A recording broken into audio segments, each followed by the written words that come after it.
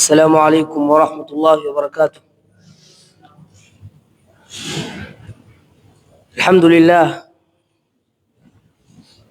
لله رب العالمين، والصلاة والسلام على سيدنا محمد وعلى آله وصحبه وسلم. Alhamdulillah, tumshukuru Allah subhanahu wa ta'ala ambaye kwamba ametupatia neema tofauti tofauti, na katika neema kubwa ambazo kwamba Allah subhanahu wa ta'ala ametujalia ni wenye kutimiza moja wa maamrisho zake, nao ni swala. Na neema za Allah subhanahu wa ta'ala ni nyingi sana na tuwezi dhibiti wala kuzihesabu. Allah subhanahu wa ta'ala anasema wa in ta'uddu ni'mat Allah la tuhsuha. Na insha Allah leo tutazungumzia moja katika masaili za fiqh ambayo kwamba inahusiana na swala, nazo ni arkanu swala, nguzo za swala. Na nguzo za swala ni 17, na hizi nguzo nyingi zimepatikana katika hadith almusi fi salatihi, hadithi ya yule ambaye kwamba amekosea katika swala yake, yani amefanya makosa katika swala zake. Bwana Mtume Muhammad sallallahu alaihi wa alihi wasallam ameingia msikitini, akaingia mtu akaswali. Baada ya kumaliza kuswali akaja kwa Bwana Mtume Muhammad sallallahu alaihi wasallam kumsalimia. Mtume Muhammad sallallahu alaihi wasallam akamwambia nini? Akajibu salamu yake na akamwambia swali fa innaka lam tusalli, swali kwa naka wewe huja swali. Mtu akaenda akarudia mara pili, akarudi kumsalimia Mtume Muhammad sallallahu alaihi wasallam, akamwambia kama mara kwanza swali kwa naka huja swali. Akaenda mara tatu. Baada hapo akarudi kwa Bwana Mtume Muhammad sallallahu alaihi wasallam akamwambia siwezi kuboresha zaidi ya hivi. Baada hapo Mtume sallallahu alaihi wasallam akaanza kumfundisha hadithi ndefu. Na nguzo ya kwanza ya swala ni an-niyya. Qala sallallahu alaihi wa alihi wasallam innamal a'malu binniyat, hakika amali zote huzingatiwa nia. Na nia mahalluha alqalb, sehemu yake ni moyo, yani mtu hupitisha nia katika moyo. Wa talaffudhu biha sunna, na kuitamka ile nia ni sunna. Kabla kuanza takbiratul ihram, mtu akija kuswali kabla hajafunga swala, mwanzo anatia nia, baada ya hapo ndo anafunga swala. Na wakati mtu ambaye akipiga takbiratul ihram, yani akisema Allahu akbar, wakati ambapo anaitalaffadh ile kalima lafdhul jalala Allahu akbar, anapitisha nia katika moyo wake kuwa yeye waswali. Na nia zimegawanyika aina tatu, ni katika daraja tatu. Daraja ya kwanza ni mtu kama yoswali swala ni ya faradhi, kama swala ni ya faradhi, kama swala tano hizi tano, yani adhuhuri, alasiri, magharibi, isha, alfajiri. Na kama ni swala ya nadhiri, au ikawa swala ni fardhu kifaya kama swala ya jeneza, ni lazima mambo matatu: qasdul fi'l wa ta'yin wal fardhiyya, yani mtu akusudie kitendo cha swala na aiainishe ni swala gani, na pia abainishe kuwa hii swala ni ya faradhi. Yani mtu aseme usalli dhuhra, usalli almaghriba, usalli alisha, usalli alfajra, moja katika hizo swala, kisha baada hapo aseme fardhan, kwa hii ni faradhi, kwa ile swala ni ya faradhi.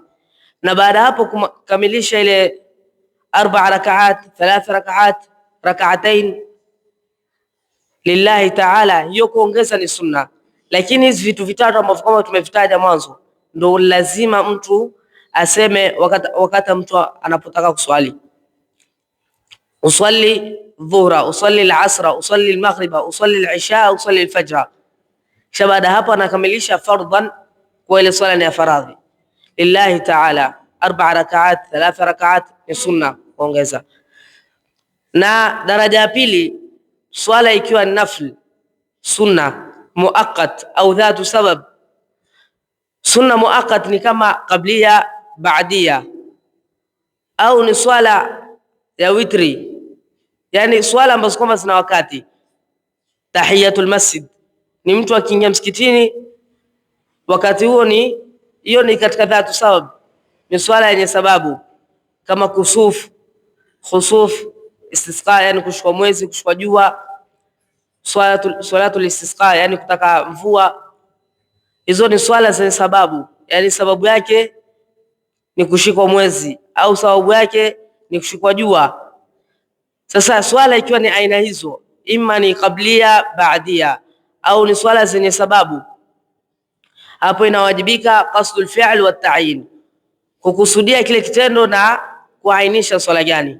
Yani uswali qabliyat adh-dhuhr, uswali ba'diyat adh-dhuhr, au uswali qabliyat al-asr, kama hivyo mfano.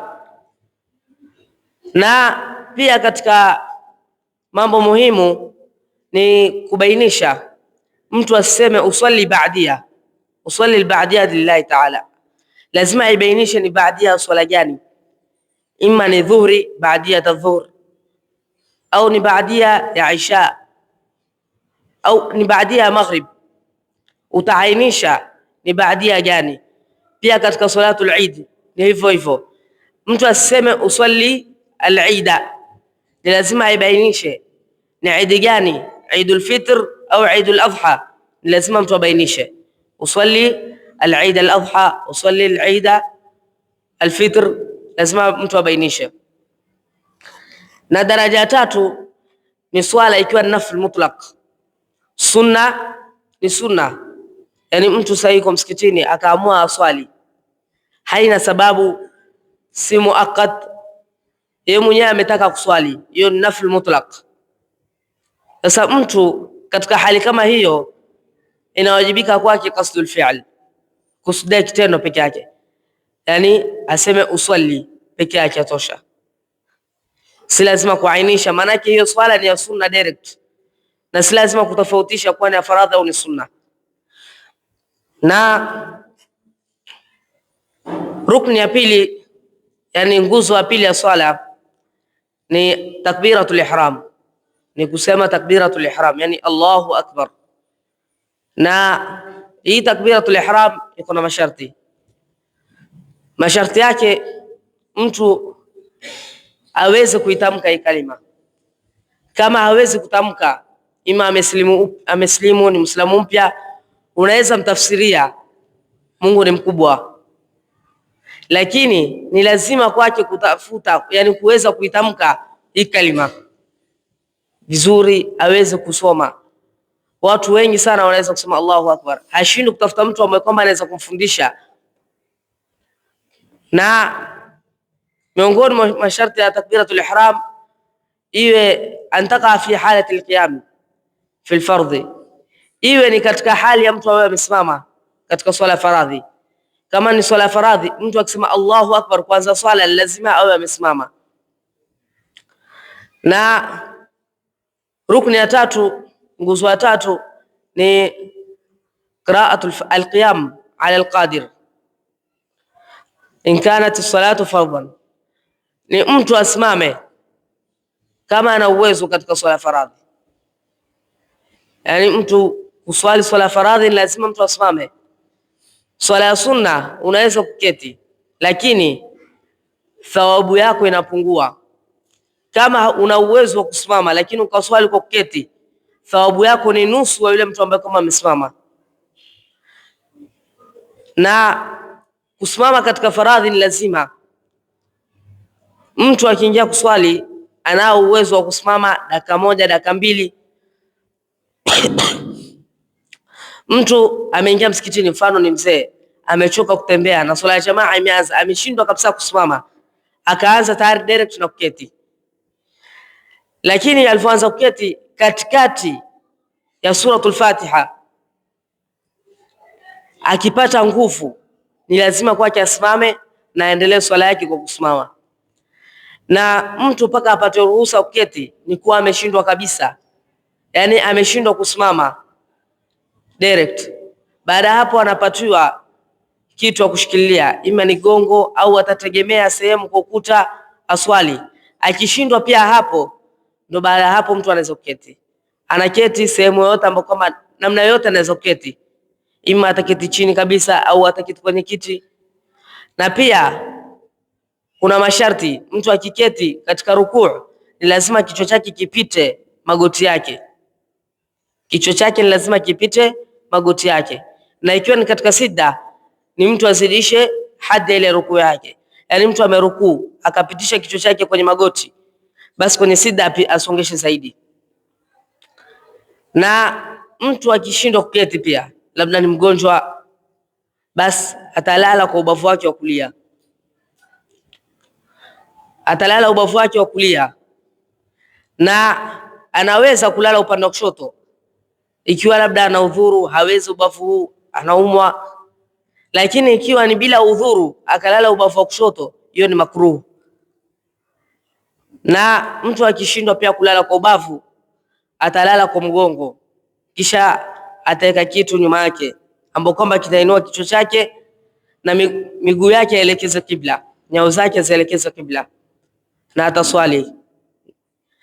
Na akishindwa hali hiyo, hawezi pia kulala yani kuelekeza kibla, atazipitisha katika macho, yani arkanul fi'li, rukuni za fi'li atazipitisha kwa macho. Yani wakati wa kurukuu atafunga macho, sami Allahu liman hamida ataifungua, sijda atazitumia ishara kwa macho yake. Mtu akishindwa pia hapo hawezi kufungua macho, hawezi kufunga, labda ni kipofu, basi hali hiyo atazipitisha katika moyo wake, yani zile arkana atazipitisha katika moyo wake. Hakuna nafasi yote mtu kuacha swala. Swala ni wajibu kila hali, hata mtu akiwa mgonjwa amekhafifishiwa, ampunguziwa. Na nguzo ya 4 ni qiraatul Fatiha, mtu kusoma suratul Fatiha katika swala. Kusoma suratul Fatiha ni wajibu, ni lazima. Na bismillahir rahmanir rahim ni aya katika suratul Fatiha. Madhhab ya Imam Shafi'i ni mtu lazima asome bismillahir rahmanir rahim, ni aya katika suratul Fatiha. Na muhimu zaidi katika suratul Fatiha mtu aifatanishe, yani asende kinyume na taratibu yake, na pia azifatanishe zile, yani baada ya kumaliza aya afatanishe aya nyingine, asiache gap kubwa. Yani akiacha nafasi kubwa, swala ile qiraa chake kinavunjika, au akaacha nafasi ndogo, yani akanyamaza kwa muda mfupi.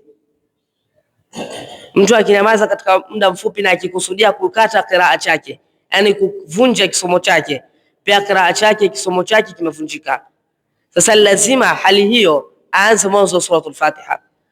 Na pia katika suratul Fatiha mtu lazima achunge sehemu za dhad, tashdidat, sehemu za shadda. Alhamdulillah, katika kila mahali, kila msikiti kuna maustadhi, unaweza kwenda kufundishwa, si shida. Kusoma siku hizi si shida, kwa simu utapata maustadhi wamejaa kila mahali.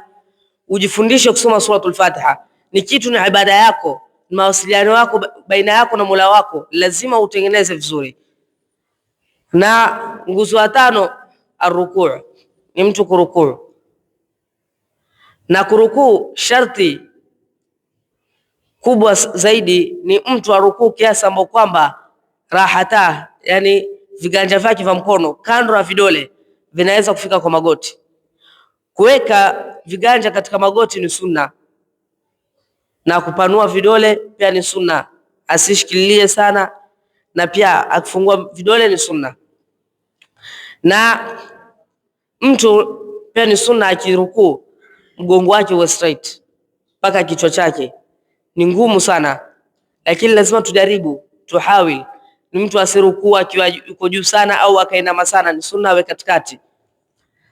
Na rukun ya 6 ni atumanina, kupatikana utulivu katika rukuu, kiasi ambapo kwamba viungo vyake vyote vinatulia sehemu yake, biqadri qadra subhanallah, viungo vyake vyote vimetulia qadra subhanallah. Na ni sunna mtu asome subhanallah, subhana rabbil azim wa bihamdi mara 3, na kama iko kivyake, yani si imam, anaweza kuongeza mara 5, mara 7. Na pia kuna adhkar zake mtu pia anaweza kusoma. Na pia rukun ya 7 al-i'tidal, ni i'tidal, yani mtu kutoka kwenye rukuu kuja katika kusimama ni kurudi ile sehemu ambapo kwamba alikuwa kabla, na kuinuka kwake asimamishe mgongo wake. Na pia ni sunna mtu kusema akisimama hapo, sami Allahu liman hamida rabbana walakal hamd hamdan kathiran tayyiban mubarakan fihi. Na kuna fikra zingine, lakini mtu ni sharti hapo asisimame msimamo mrefu, mtu asimame kiasi zile adhkar, na asipitishe baada zile muda wa adhkar kiasi ya kusoma suratul Fatiha. Asisimame msimamo mrefu, isipokuwa katika kunut, katika rakaa ya pili alfajiri yuko na ruhusa, kwa sababu kuna kunut, na pia katika witri kuna kunut. Na rukun ya 8 ni atumanina, utulivu katika hiyo al-i'tidal, yani kupale sami Allahu liman hamida, mtu awe na utulivu. Hivyo hivyo viungo vyake vyote vitulie kadri ya subhanallah. Utapata watu wengine wanainuka haraka, wanarudi, wana haraka sana katika swala zao. Muhimu lazima kuwa na tumanina. Na rukun ya 9 as-sujud marratayn fi kulli rak'a, wa aqallu an yad'a jabhatahu 'ala al-ardi wa wad'u batin yadayhi wa rijlayhi wa yad'u batina yadayhi wa rijlayhi 'ala al-ard. Na nguzo ya 9 ni sijda 2 katika kila rakaa, yani mtu asujudu mara 2 katika kila rakaa.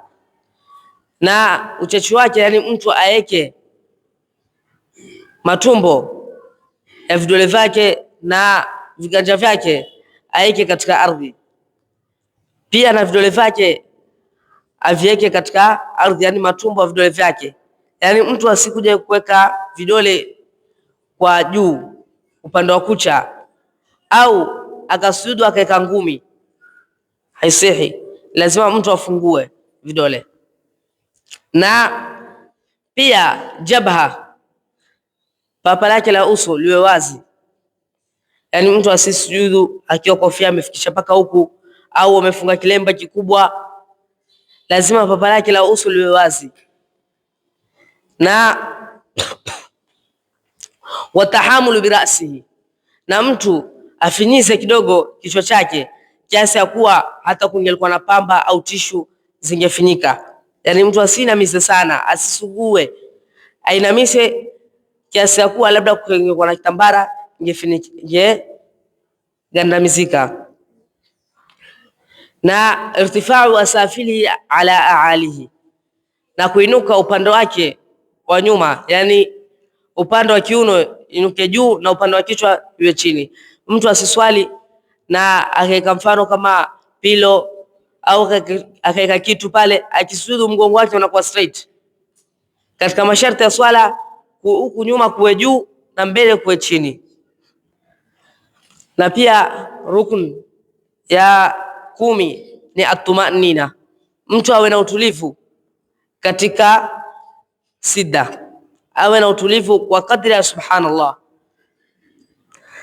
Na rukun ya 11 aljulus baina sidatain, ni mtu akae katika sida 2. Mtu akae katika sida 2, lazima mtu awe na tumanina, ambao kama ni rukun ya 12, lazima mtu awe na tumanina katika sida. Na katika julus baina sida, yani mkao katika baina sida 2, lazima mtu awe na tumanina. Na pia rukun ya 13 ni atashahudul akhir, mkao wa mwisho, yani kabla salam kuna kikao, yani tashahud, atahiyatu lillahi, yani ufupisho wake ambao kama ni wajib inahitajika ni atahiyatu lillahi. Salamun alayka ayuha nabii wa rahmatullahi wa barakatuh, salamun alayna wa ala ibadillahi salihin, ashhadu an la ilaha illa Allah wa ashhadu anna Muhammadan abduhu wa rasuluhu. Hiyo ndio uchache, lakini kuna ndefu na ni sunna pia kusoma hiyo atahiyatu almubarakatu wassalawatu wattayibatu lillahi assalamu alayka mpaka mwisho. Lakini kama huwezi hifadhi hii ndefu, hifadhi fupi, yani ambao kama ni wajibu lazima usome atahiyatu lillahi salamun alayka ayuha nabii wa rahmatullahi wa barakatuh salamun alayna wa ala ibadillahi salihin ashhadu an la ilaha illa Allah wa ashhadu anna Muhammadan abduhu wa rasuluhu. Na pia katika tashahudi ya kwanza, yani mkao wa kwanza ambao kama ni katika ab'ad, yani sunna, mtu aketi katika baina raka, baada ya raka mbili mtu aketi, huo ni mkao wa sunna. Lau mtu akainuka amesahau, baada ya kumaliza raka pili akainuka akasimama, hapo haruhusiwi kurudi katika kile kikao. Manake huwezi ukaacha faradhi ukarudi katika sunna, lazima uendelee pale pale, na mwisho wa swala utasujudu sijdatu sahwi, zile sijda mbili kabla ya salamu utasujudu sijdatu sahwi. Na labda ukawa umesahau ukainuka, lakini hujafika hadi ya rukuu, kiasi cha rukuu ukakumbuka, hapo unaruhusiwa kurudi. Na lau mtu ni maamum yuswali nyuma ya imamu, imamu alivyosema Allahu akbar, ya akainuka direct, akasahau kama kuna mkao pale, akasimama, lakini imamu kumbe ameketi, hapo kwake ni sunna kwake kurudi, arudi amfuate imamu wake. Na pia katika masharti ya sujud nimesahau, labda katika sujud nimesahau, labda imamu aswalisha akafika wasjud waqtarib, hapo ni sunna imamu asujudu sijdatu tilawa, labda umehifadhi Qur'an na unajua hii sehemu na sijda. Sasa imamu ilikuwa ni sunna kwake kusujudu, lakini hakusujudu. Alivyosema Allahu akbar, yeye akaenda direct mpaka sijda. Baada hapo akaona watu wamerukuu, yani kumaanisha imamu amerukuu, hapo hawezi akainuka akaja akasimama pale sehemu ya rukuu, hawezi akarudi kwenye rukuu, lazima mwanzo asimame direct kisha ndo aje kwa rukuu. Yani mtu katika masharti ya rukuu asiwe ameenda kwa sababu ya lengo lingine, lau amehepa labda kuna jiwe akainama ndo akasema basi ndo rukuu yangu, haisihi. Lazima mtu ainuke au anakusudia kwenda kwenye rukuu. Na rukun ya 15, nguzo ya 15, as-salatu ala nabii sallallahu alayhi wasallam fi at-tashahhud al-akhir, ni kumswalia bwana mtume Muhammad sallallahu alayhi wa alihi wasallam katika tashahhud ya mwisho. Na inatosheleza Allahumma salli ala sayyidina Muhammad wa ala ali sayyidina Muhammad, Allahumma salli ala sayyidina Muhammad inatosheleza, lakini ukamilifu wake na sunna bora zaidi mtu alete salatul ibrahimia, Allahumma salli ala sayyidina Muhammad wa ala ali sayyidina Muhammad kama sallaita ala sayyidina Ibrahim wa ala ali sayyidina Ibrahim wa barik ala sayyidina Muhammad wa ala ali sayyidina Muhammad kama barakta ala sayyidina Ibrahim wa ala ali sayyidina Ibrahim fil alamin innaka Hamidum Majid. Na anaweza kuleta swala yoyote. Na baada mtu akishamaliza salatu ala nabii sallallahu alaihi wasallam, kuna dua zingine unaweza zileta kabla kupiga salamu, lakini si lazima. Hizi ndio vitu vya lazima, lakini kuongeza dua baada hapo ni sunna na ni bora zaidi mtu alete dua. Ana mahitaji yake, ana mambo yake anahitaji kwa Mwenyezi Mungu Subhanahu wa Ta'ala amfungulie mambo yake, biashara zake, anaweza kupatiliza na kumomba Allah Subhanahu wa Ta'ala. Na rukun ya 16 ni assalam, ni mtu atoe salamu, assalamu alaikum. Kuongeza rahmatullah ni sunna, na tusisikie ni sunna kuwa si lazima. Ni bora zaidi mtu alete vitu vya sunna. Maana yake bwana Mtume Muhammad sallallahu alaihi wasallam anasema mtu ambaye kwamba atakayehuisha sunna zangu katika wakati umefasidika umma wangu, basi ana malipo ya ujira wa shahid. Katika riwaya nyingine shahid 100, mashahidi 100, malipo makubwa.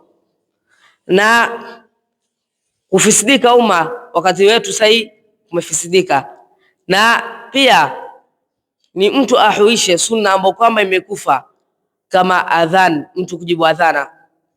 Katika sunna za adhan, mtu akisikia adhan, sunna kwake asimame ajibu adhana, asiongee katikati ya adhana, na asome dua baada ya adhan. Sunna za adhan nyingi sana, mtu asimame vile vile pale pale, anaweza kusikia adhana asimame, lakini labda akiwa katikati ya barabara au akiwa sehemu zingine anaweza kupita. Na sunna za adhan nyingi sana.